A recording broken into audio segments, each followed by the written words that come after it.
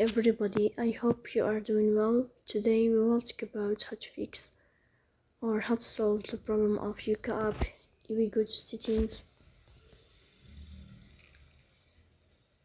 Here you will click on apps, default apps, app settings.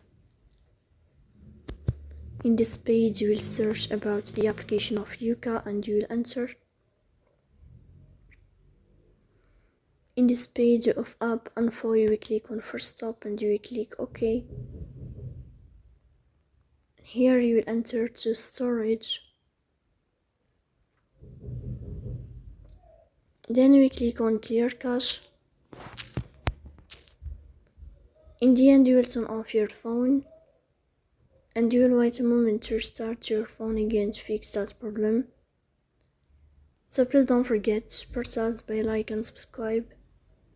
See you next time and thank you for